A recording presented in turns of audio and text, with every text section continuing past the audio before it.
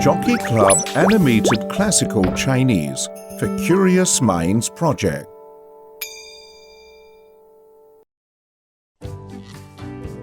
Fellow students, what suggestions do you have for the Book Corner's borrowing system? We can borrow books for 1 week only. It's too short. But if the loan period is too long, I'll have to wait for a long time to borrow the books that I want. Can you please buy some travel books? I want to read 10,000 books and let the eyes travel 10,000 miles. It seems that the Book Corner needs a reform. We'll think about ways to sort it out tomorrow. Little Leaf, the teacher just said that the book corner needs to be reforged. Does that mean the bookshelves in the book corner will be redesigned?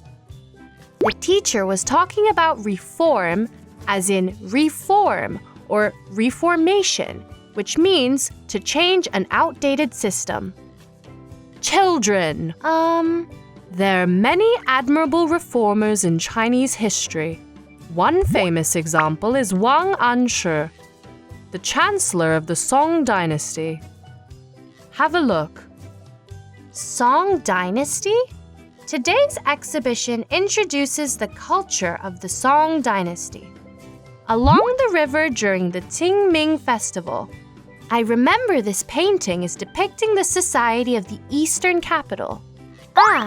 China only has Beijing and Nanjing. Does this painting depict Japan's Tokyo? Literally eastern capital. The eastern capital refers to the capital of the Song dynasty, Bianjing. What you are talking about is Nanjing. It was called Jianning in the Song dynasty. Wang Anshi lived in Jianning for a long time. Was Wang Anshi an official of the Song dynasty? Wang Anshi was born in the year 1021. He was the chancellor of the Song dynasty, and he initiated reforms. Reforms? Oh, right. We can seek Wang Anshi's advice in reforming our book corner. Oh, that's great. Thank you for your explanation. Oops! The 8th year of the Ximing reign, that is 1075 AD. Oh, wow! Teacher, may I know what place this is here? This is Jingkou. Do you both live near Jiangning? And I'm not your teacher. Why does she look exactly like our teacher? Jiangning? May I know if Wang Anshi lives here? Yes, he does. Do you know Chancellor Wang? Hey, the boat to Guazhou is about to leave. Hey, wait for me! Oops! Sorry for bumping into you. I have to catch the boat. Really sorry. Oh, the man who just bumped into you is Chancellor Wang. Really? Then we should catch up. Oops! Thank you. May I know if you are Chancellor Wang? Haha, yes. My name is Wang Anshi, styled Jiefu. I hope that my return to the capital this time will lead to the successful reforms.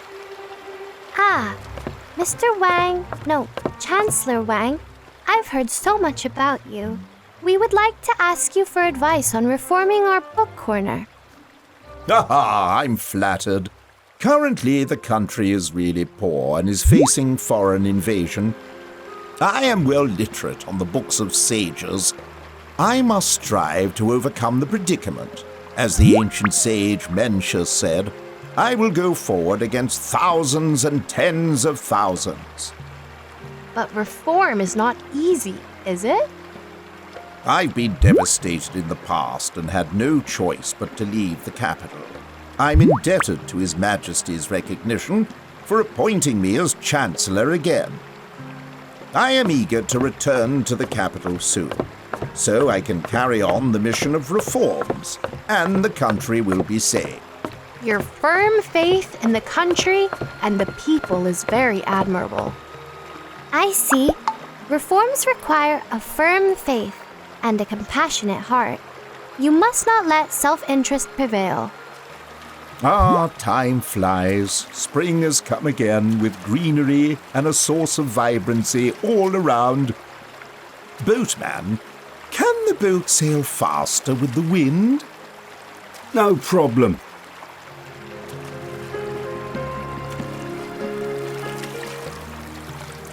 Hey, the boat has arrived in Guazhou.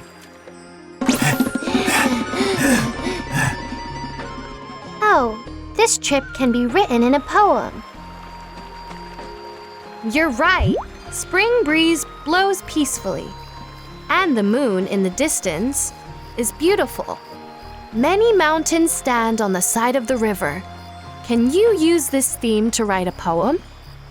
Oh, Mount Zhong is just behind a few mountains. That's where I used to live. I don't know when I will return to Mount Zhong for family reunion, where I can admire the moon and enjoy dinner with them.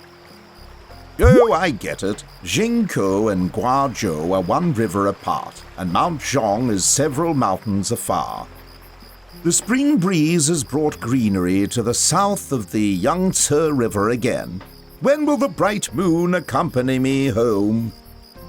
Ha! I have an idea. How about calling this poem The Story of a Boat Trip to Guazhou? Ah, it can be simpler, like mooring the boat in Guazhou. It still takes some time to travel to Bianjing. Why are you wearing the court dress now? I don't pay much attention to my appearance. Chancellor Wang doesn't seem to like putting up a facade. Oh, it's getting late. It's time to say goodbye. I shall hurry to Bianjing tomorrow morning. Goodbye. Wishing you success in the reforms. Goodbye. Are you okay? You fell asleep all of a sudden. Ha! We took a boat from Jinkou to Guazhou with Wang Anshu. There was so much greenery around. Ha! And we also discussed reforms. Ah, did you fall asleep and dream of Wang Anshu?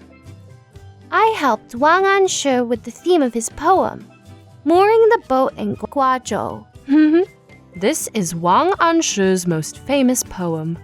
The poem describes the poet sailing on a boat from Jinkou to Guazhou, and because of the fast speed of sailing, the two places appear to just be separated by a river. There are only a few mountains from Guazhou to Mount Zhong, where warm spring breeze blows all around and plants grow. The word green brings a sense of vitality to life. Although the poet is eager to go to Bianjing, he also reveals his nostalgia for home. Yes, we were on the boat at that time, surrounded by greenery all around. Oh, I remember. I'm going to think over the suggestions for the book corner reform. Let's think about it together. Wang Anshu mooring the boat in Guazhou. Jinkou and Guazhou are one river apart, while Mount Zhong is several mountains afar. The spring breeze has brought greenery to the south of the Yangtze River again. When will the bright moon accompany me home?